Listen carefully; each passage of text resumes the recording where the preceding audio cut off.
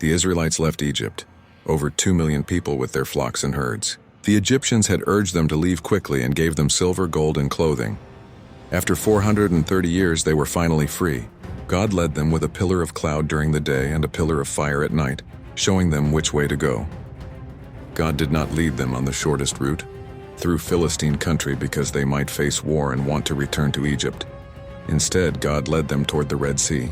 But back in Egypt, Pharaoh's heart changed again. "What have we done? We have let Israel go and lost their services." Pharaoh prepared his chariot and took his army.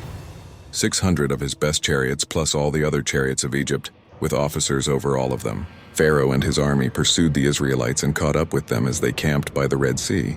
When the Israelites looked up and saw the Egyptian army marching after them, they were terrified. They were trapped. The sea was in front of them and Pharaoh's army behind them. There was no escape. The people cried out to the Lord and said to Moses, "Why did you bring us out here to die in the desert? Weren't there enough graves in Egypt? It would have been better to serve the Egyptians than to die in the wilderness." Moses answered the people, "Do not be afraid. Stand firm and you will see the deliverance the Lord will bring you today. The Egyptians you see today you will never see again. The Lord will fight for you. You need only to be still." Then the Lord said to Moses, "Why are you crying out to me? Tell the Israelites to move forward. Raise your staff and stretch out your hand over the sea, to divide the water so that the Israelites can go through the sea on dry ground." The angel of God and the pillar of cloud moved from in front of Israel and stood behind them, coming between the Egyptian army and the Israelites. Throughout the night, the cloud brought darkness to the Egyptians but gave light to the Israelites.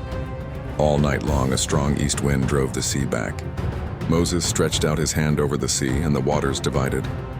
The sea split into 2 walls of water with dry ground in the middle. The Israelites walked through on dry ground, with walls of water on their right and on their left. It was impossible, but God made a way where there was no way. The Egyptian army pursued them. All Pharaoh's horses, chariots, and horsemen followed into the sea. But during the last watch of the night, the Lord threw the Egyptian army into confusion.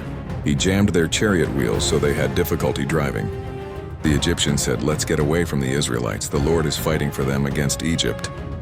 When the last Israelite reached the other side, the Lord said to Moses, "Stretch out your hand over the sea so the waters may flow back over the Egyptians." Moses stretched out his hand, and at daybreak the sea went back to its place. The Egyptians tried to flee, but the Lord swept them into the sea. The water flowed back and covered the chariots and horsemen, the entire army of Pharaoh that had followed the Israelites into the sea. Not one of them survived. But the Israelites had walked through on dry ground with walls of water on both sides. That day the Lord saved Israel from the Egyptians, and Israel saw the Egyptians lying dead on the shore. When the Israelites saw the mighty hand of the Lord, they feared the Lord and put their trust in him and in Moses his servant.